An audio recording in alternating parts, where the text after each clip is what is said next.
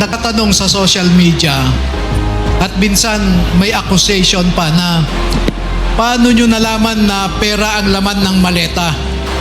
No? Ang sabi nila, baka iba ang laman yan. Maleta lang ang nakita nyo, hindi nyo naman nakita yung laman. Pwede bang sagutin nyo yung ganong mga criticism? Sir, para masagot po yung tanong na yan, doon pa lang sa taas, sir, sasabihan ka na ng executive assistant na ingatan yung maleta na yan dahil basura ang laman. So doon pa lang, sir, yung tinatawag na namin na basura ay pera. At saka minsan po, nakikita rin po namin na nagbibilang po sila. Madagdag ko lang din, sir. Hindi naman siguro kailangan ng security at saka bulletproof na mga sasakyan kung sayote siguro laman ng maleta. Pero dahil sa pera po, kailangan po ng maraming security at saka bulletproof na sasakyan. Okay, doon sa mga affidavit nyo, maging kay Sergeant Gotesa, kinikwento niya yung sa Valle Verde. Pwede bang ikwento niyo yung buong proseso ng delivery para lang malinaw? Yung nakakaalam nung nagiging buong proseso ng delivery, paano ba yung unang bilangan? Sige, go ahead. Ako, sir, Mark lang nag-iisa. Sabi ko, Mark, ikaw lang mag-isa. Tulungan na kita magbilang. Mga ano lang yun, sir, mga 8 malita.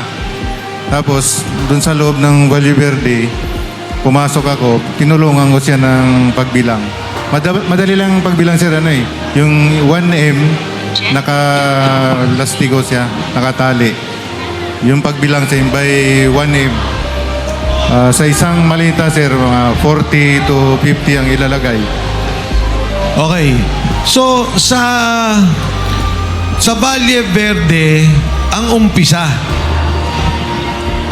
Yes, sir. Kapag may delivery doon sa Valle Verde, bibilangin muna ng mag-receive sila ni Mark Tiksay o kaya si John Paul Estrada. Pagkatapos noon, dadalhin sa Horizon Homes. Iakyat doon sa 56 sa condo unit ni boss. Pagkatapos noon, mga ilang araw, bababa naman, i-deliver. Okay. Sige, go ahead. So, maliban doon sa, sir, from Valle Verde, mayroon din po, sir, minsan nang gagaling sa mga bangko. Like BDO, Land Bank, at saka PBCom, sir.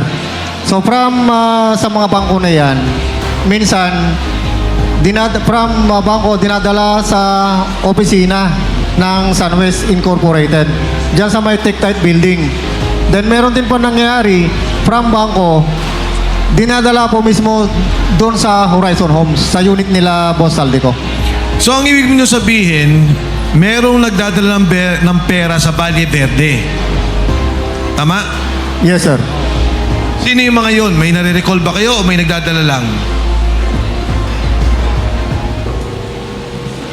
Ang naalala ko, sir, yung natandaan ko yung... Hindi kailangan may pangalan. Kasi nung naalala ko, yung binanggit ni Orly, sabi niya si Congressman Eric Yap, nakita niya. Isa lang naman yung nabanggit niya, yung iba hindi daw niya kilala.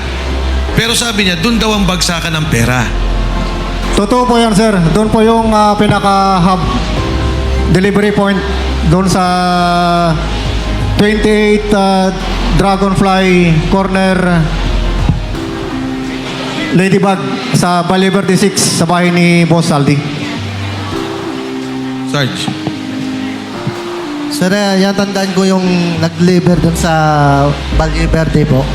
Yung si Congressman Garjola po.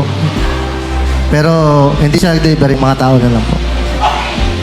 Nag-deliver ng pera. Paano mo nalaman kay Kong Garjola?